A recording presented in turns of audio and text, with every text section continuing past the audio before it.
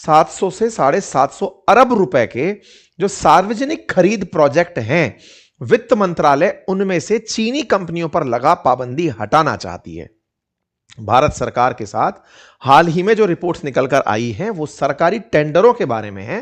वित्त मंत्रालय इन पाबंदियों को खत्म करने की योजना बना रहा है ताकि सार्वजनिक खरीद के प्रोजेक्ट्स में बोली लगाई जा सके। ऐसा करते हुए जो गैर संवेदनशील क्षेत्र जैसे नॉन सेंसिटिव एरियाज जो हैं, जिनके अंतर्गत सरकार को लगता है कि देश की सुरक्षा के साथ कोई कॉम्प्रोमाइज नहीं होगा, वहां पर 26% तक चीनी निवेश को बिना किसी अनुमति के एंट्री देने का विचार किया जा रहा है।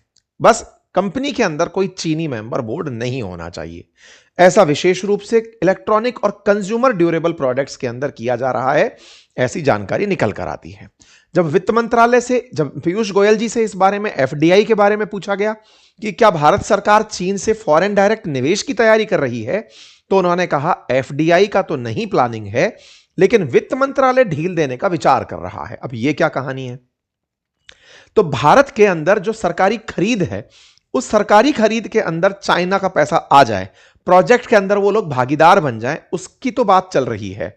लेकिन अभी फॉरेन डायरेक्ट इन्वेस्टमेंट, क्योंकि भारत ने एक प्रोविजन किया था गलवान वैली इंसिडेंट के बाद कि भारत के पड़ोस से जो बॉर्डर पर कनेक्टेड देश है ना, वो भारत में अगर एफडीआई लगाना चाहते हैं, चाहे फिर वो नेपाल ही हो, फिर चाहे वो बांग्लादेश ही हो, अगर वो भारत में फॉरेन डायरेक्ट निवेश करना चाहते हैं तो उन्हें सरकार से परमिशन लेनी पड़ेगी। भारत सरकार उस मामले को मॉनिटर करेगी। सबको पाकिस्तान की तरह ट्रीटमेंट दे दिया गया था गलवान वैली इंसिडेंट के बाद। तो फिलहाल के लिए वित्त मंत्रालय सरकारी खरीद के अंदर तो परमिशन देने की बात कर रहा है। तो साहब ये क्या था, पहले से था भी कि नहीं था, चीज क्या है? और आप सभी जानते हैं कि ये सारा घटनाक्रम जो भारत और चीन के बीच में फैला वो गलवान वैली इंसिडेंट के पास बहुत ज्यादा विकट हो गया था, जो कि भारत और चीन के बीच हुआ आफ्टर 1962 सबसे बड़े क्लैश में से एक माना गया था, जिसमें 15 जून 2020 को पूर्वी लद्दाख की गलवान घाटी के अंदर भारत और चीन के सैनिकों का आमना सामना हुआ था। उसमें 20 भारतीय और 40 चीनी सैनिकों के 20 भारतीय सैनिक जिसमें शहीद हुए थे, ये खबर निकल कर आई थी। और रिपोर्ट्स में 40 चीनी सैनिकों के भी मारे जाने की खबर निकल कर आई थी। कुछ इस तरह से इसका एक वीडियो फुटेज बाहर आया था, जिसमें कि हाथ में अपने डंडा और रॉड, कांटे कुटीले तार लेकर के चीनी और भारतीय सैनिक आपस में गलवान वैली के अंदर एक दूसरे के साथ संघर्ष में दिखाई दिए थे। ठीक है साहब। जब यह घटना घटी उस समय अचानक भारत में चीन के खिलाफ तगड़ा प्रोटेस्ट इरप्ट हो गया। और उस समय भारत में चूंकि इलेक्ट्रॉनिक्स का बड़ा सामान हम चाइना से परचेज करते थे, चीनी सामान का बहिष्कार होना शुरू हुआ। दुकानदार लिखना शुरू कर दिए कि चीनी सामान हम यहां नहीं मिलता है। लोगों में भयंकर चाइना का विरोध होना शुरू हुआ। भारत के अंदर जो व्यापार संगठन है, लगभग 40,000 व्यापार संगठनों ने कहा कि वो चाइना का विरोध करते हैं। 7 करोड़ से ज्यादा छोटे व्यापारियों ने चीनी उत्पादों का बहिष्कार शुरू कर दिया। भारत के अंदर आत्मनिर्भर भारत बनाए जाने की एक मांग उठने लगी। सोशल मीडिया पर boycott China, vocal for local, आत्मनिर्भर भारत, तमाम प्रकार के ट्रेंड्स चलने शुरू हुए। परिणाम स्वरूप भारत सरकार को कदम उठाना पड़ा। 200 से अधिक चीनी एप्लीकेशंस को बंद किया गया। सरकारी ठेकों में चीनी कंपनियों की एंट्री को रोक दिया गया। ये जो सरकारी कंपनियों में, जिसमें 700 से 750 अरब रुपए की बात की जा रही है, उस एंट्री को फिर से जो शुरू करने की बात की जा रही है, गलवान वैली इंसिडेंट के बाद इसे रोक दिया गया था। और एफडीआई पर भी सख्त जांच और मंजूरी की अनिवार्यता कर दी गई थी। ये जो सरकारी ठेकों के अंदर जो चीनी पैसा था ना, अब इसे वापस से शुरू करने की बात की जा रही है। ठीक है। भारत सरकार ने उस समय अनिवार्य सरकारी मंजूरी की बात डाल दी थी कि अगर कोई भी हमारे पड़ोसी देश हमारे देश के अंदर निवेश करना चाहता है तो उसे अनिवार्य सरकारी मंजूरी से होकर गुजरना पड़ेगा। ऑटोमेटिक रूट से भारत के अंदर पैसा नहीं आ सकेगा। ये सारी बातें बहुत सारी सख्तियों के साथ कर दी गई। सरकारी टेंडरों के लिए कहा गया कि चीनी कंपनियां जो 700 से 750 अरब रुपए के सरकारी प्रोजेक्ट और सार्वजनिक खरीद में बोली लगाती हैं, उन्हें प्रभावी रूप से बाहर कर दिया जाएगा। ये तमाम वो एप्लीकेशंस थे, मतलब सीक्वेंस में तमाम प्रकार की चीनी एप्लीकेशंस पर बैन लगा दिया गया था। ठीक है साहब। बाकायदा चीनी एप्लीकेशन के ऊपर बैन लगाने में हमारी संप्रभुता, एकता, इन सब का वो दिया गया। प्राइवेसी का इसके अंदर का वो लिया गया, कारण लिया गया। आईटी एक्ट धारा 69A के तहत ये सारी चीजें की गई थी। कोई बात नहीं साहब, भारत सरकार ने तय किया कि भाई अब हम चीनियों को हमारे देश में नहीं आने देंगे। परिणाम क्या निकला? गलवान से पहले हमारे देश में $686 मिलियन हर साल चीनी निवेश आ रहा था एफडीआई के माध्यम से। गलवान वैली इंसिडेंट के बाद यह सीधा 12 गुना घट गया, $68 मिलियन का निवेश ही रह गया। चीनी एप्लीकेशंस की संख्या में बहुत ज्यादा गिरावट आई।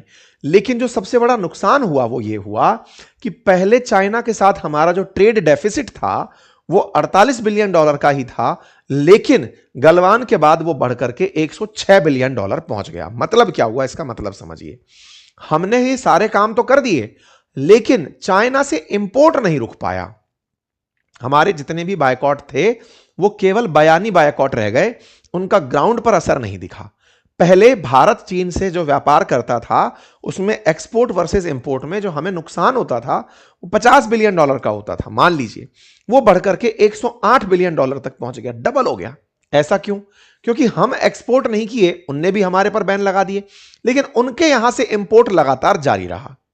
ऐसे में जब उनके यहां से इंपोर्ट लगातार जारी रहा तो भारत का जो फिलहाल अकाउंट बैलेंस है ना, डॉलर की वैसे ही किल्लत चल रही है, अमेरिका से वैसे ही कलेश चल रहा है, डॉलर पहले ही नहीं आ पा रहा है, रुपया का भाव गिरा पड़ा है, ऐसे में डॉलर और हमारे पास से जा रहे हैं। यह भारत के लिए एक चुनौतीपूर्ण समय की स्थिति बन चुकी है इन दिनों। इसी के चलते भारत के अंदर बहुत सारे ऐसे प्रोजेक्ट्स हैं जो चीनियों की मदद से चल रहे थे, उन पर असर पड़ा था। अब सवाल बनता है कि क्या भारत अपने इस ट्रेड घाटे को देखते हुए ही चीनी निवेश को अपने यहां आमंत्रित कर रहा है या फिर कोई और कारण है? अब देखिए, भारत और चीन के रिश्ते फिर से बहाल होते हुए दिख रहे हैं, यह सबको समझ में आ रहा है। इसके पीछे कारण आप कुछ भी कहिए, या तो यह कहिए कि साहब उधर बाइडेन की जगह ट्रंप आ गए, यह कारण था, या फिर पुतिन ने भारत और चीन की दोस्ती करा दी, एससीओ समिट में एक दूसरे के साथ मुलाकात हुई। भारत ने इन दिनों पिछले 1.5 सालों में चीन के साथ काफी मित्रवत व्यवहार प्रदर्शित किया है। भारत के एनएसए, भारत के विदेश मंत्री के वांग वी से मुलाकात हुई है, दोनों साइड एक दूसरे के साथ काफी अच्छे से बातचीत कर रही हैं। शी जिनपिंग और मोदी जी के बीच में हैंडशेक की घटना को वर्ल्ड ने काफी एक्नॉलेज किया था। ब्रिक्स समिट जो कजान के अंदर हुई थी 2024 में, वो काफी ज्यादा सुर्खियों में रही थी। दोनों के बीच काफी साल बाद पहली बाइलेटरल मीटिंग जो है वो अक्टूबर 24, 2024 को हुई थी। यह अपने आप में एक बड़ा माइलस्टोन देखा गया था। परिणाम क्या निकला? दोनों देशों के बीच जैसे ही बातचीत हुई, दोनों के बीच में इतने दिन से प्रतिबंधित जो फ्लाइट्स थी वो फिर से शुरू होनी हुई। भारत के विदेश मंत्री ने चाइना की विजिट की और चाइनीज फॉरेन मिनिस्टर से मुलाकात की। इसके बाद एससीओ की समिट होती है, उसके अंदर भारत के प्रधानमंत्री चीन जाते हैं। इसी बीच में ट्रंप अपना टैरिफ हम पर लाद देते हैं। टैरिफ का चलना होता है, भारत के व्यापार का बाधित होना शुरू होता है। एक तरफ हम अमेरिका से ट्रेड घाटे में और बढ़ गए, उधर चाइना के साथ भी हम लड़ाई करके बैठे थे कि हम तुमसे भी व्यापार ढंग से नहीं करेंगे, और उससे हमारे ट्रेड घाटे और बढ़ रहे थे। उन्हें पाटने का समय था कि उन्हें कम कैसे किया जाए। तो भारत के लिए डॉलर एक चुनौती है। डॉलर चुनौती है तो उसे प्राप्त करने के तरीके क्या हो सकते हैं? पहला, विदेशी निवेश देश में आमंत्रित किया जाए। दूसरा, हमारे रेमिटेंसेस हमें और ज्यादा मिलें। तीसरा, हम व्यापारिक घाटे को कम करें या फिर व्यापार सरप्लस में जाएं। हम ज्यादा सामान बेचें, कम सामान खरीदें, लेकिन यह हमारे साथ हो नहीं पाता।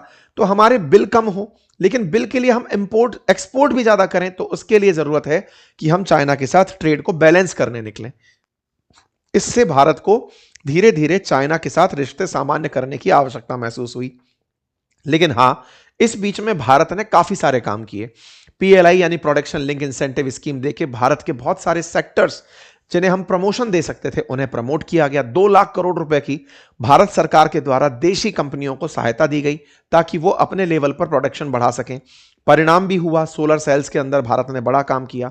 भारत ने मेक इन इंडिया को बहुत बूस्ट दिया। इलेक्ट्रिक वाहन हो, कई क्षेत्रों के अंदर चीनी कंपनियों तक नहीं, मतलब इन चीजों के अंदर हमने काफी सारा काम किया। लेकिन अब सवाल आता है, तो फिर जब इतना ही सब कुछ था तो अब के पीछे क्या तर्क है कि हम फिर से शुरू क्यों कर रहे हैं? तो इसके पीछे का कारण क्या निकला कि मेक इन इंडिया तो चला लिया हमने भारत को मैन्युफैक्चरिंग हब बनाने के लिए, लेकिन अभी भी इलेक्ट्रॉनिक्स जैसे आइटम जो है ना, उनमें चीन की काफी ज्यादा पकड़ है।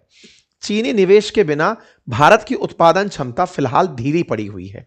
चाइना इलेक्ट्रॉनिक्स के अंदर चीनी बैटरियां, चीनी गाड़ियां, चीनी तमाम सुविधाएं, अगर चाइना भारत को बाजार के रूप में देखता है और भारत उसका मेक इन इंडिया की कंडीशन रख देता है कि आपको ये जितने भी माल भारत में बेचने हैं इनके लिए प्रोडक्शन आप भारत में करिए, क्योंकि भारत अब एक इकोसिस्टम बना चुका है और वो इकोसिस्टम है भारत के अंदर चीजें बनाइए, मेक इन इंडिया करिए। अगर आप मेक इन इंडिया करेंगे तो हमारे देश में रोजगार बढ़ेगा। दूसरा, भारत ने इन दिनों क्या पाया है कि जो अमेरिकी कंपनियां चाइना को छोड़ के बाहर जाना चाहती हैं, वो चाइना के अल्टरनेटिव में भारत को चाहती हैं कि भारत के अंदर हम प्रोडक्शन कर लें। तो भारत भी चाहता है कि चाइना की कंपनियां चाइना से बाहर अगर कहीं जाकर के प्रोडक्शन यूनिट लगाना चाहें तो वो भारत को चूज करें।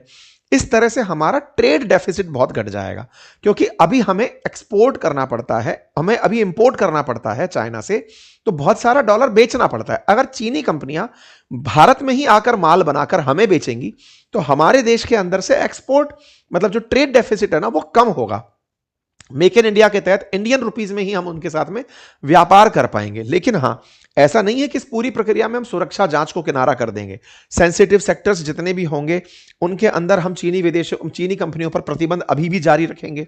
इनकी हिस्सेदारी को अभी भी लिमिटेड रखने का विचार है।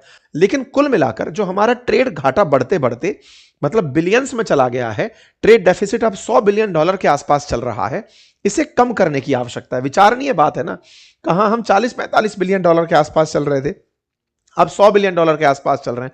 हमारे एक्सपोर्ट बुरी तरह बाधित हो गए हैं और हमारे इंपोर्ट्स लगातार बढ़ रहे हैं। ऐसे में भारत को आवश्यकता है, क्योंकि भारत ने पिछले 3 सालों में जबरदस्त इंपोर्ट किया है चाइना से, तो हमें आवश्यकता है कि हम चाइना से पैसा लेके भारत में पैसा लगवाएं, एफडीआई के माध्यम से, सरकारी प्रोजेक्ट्स के माध्यम से, ताकि हमारी नाराजगी जो है ना वो हमें नुकसान में ना दिखे, हमें हमारे विनिर्माण क्षेत्र के अंदर रोजगार के अंदर वृद्धि हो, सप्लाई चेन के अंदर मजबूती हो। क्योंकि already electronic component 70% Bharat China से इंपोर्ट कर रहा है, एक्टिव फार्मास्यूटिकल इंग्रेडिएंट्स में 70% चाइना की भागीदारी है, ऑटोमोटिव कंपोनेंट्स में 20% चाइना की भागीदारी है। यदि भारत चीन के साथ व्यापार करते करते तकनीकी हस्तांतरण की कंडीशंस को भी काम करवा ले जाए, जैसे विशेषकर इलेक्ट्रॉनिक्स के अंदर या बैटरी टेक्नोलॉजी में, तो इससे भारत के अंदर तेजी आएगी, कई प्रोजेक्ट्स के अंदर सुस्ती कम होगी और भारत तेजी से आगे बढ़ने लगेगा और अल्टीमेटली भारत का व्यापारिक घाटा कम होगा। लेकिन इन सबसे ऊपर बड़ा सवाल यही रहेगा, हमारी सुरक्षा का क्या होगा? क्या हम अपने उन शहीदों को भूल जाएंगे? क्या हम भारत के लिए अपना सम्मान इतना ही दिखाएंगे, पैसे के आगे हम इस तरह बिछ जाएंगे? तो इसका तर्क यह है कि गलवान के बाद में हमारा इंपोर्ट चाइना से बढ़ा है, घटा नहीं। तो अचानक उनसे अब पैसा डायरेक्ट मांगना जो है ना वो हमारे लिए ज्यादा सहूलियत भरा होगा, अदरवाइज हमारे अकाउंट्स खाली हो रहे हैं, हमें उनसे व्यापार करके अभी नुकसान हो रहा है। चाइना से अगर इन्वेस्टमेंट लेकर वापस आए तो भारत के लिए वो फायदेमंद सौदा है। ये वाली जो प्रक्रिया है, ये पिछली जो हो रही प्रक्रियाएं हैं उनसे ज्यादा सकारात्मक है।